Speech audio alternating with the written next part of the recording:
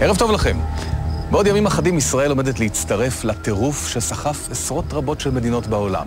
טירוף האח הגדול.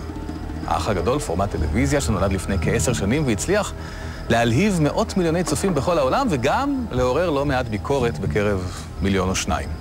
כאן מאחורינו, אי שם בארץ, מוקם בחצי מבצע צבאי, הבית הכי סודי בישראל כמעט, בית האח הגדול. כללי המשחק של האח הגדול הם שברגע שהמתמודדים נכנסים לבית הם מנותקים לחלוטין מהמציאות. אין טלוויזיה, אין אינטרנט, אין רדיו, אין עיתונים. אפילו אייפודים אסור להכניס כדי לשמוע מוזיקה. אין גם ספרים, אין כלום. משעמם לך? אין לך ברירה. דבר עם מישהו מדיירי הבית האחרים. גם אם הוא לא בדיוק מישהו שהיית מתקשר איתו בחיי היום-יום. רציתם כור היתוך? קיבלתם. הניתוק של דיירי הבית מכל מה שקורה בעולם הוא מוחלט. אין להם מושג מה קורה בחוץ. לא אם פרצה מלחמה, לא אם פרץ שלום. אפילו לא אם נינת ויהודה התחתנו, או נפרדו חס וחלילה. כלום, כלום.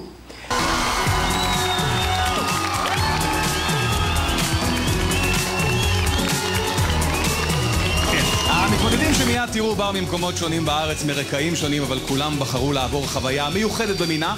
הם ייכנסו הערב לבית הזה והתנתקו לגמרי מהעולם החיצון. לא יהיה להם מושג מה קורה בעולם, מה קורה במדינה, אפילו לא מה קורה במשפחה שלהם. הם יצטרכו להסתדר זה עם זה.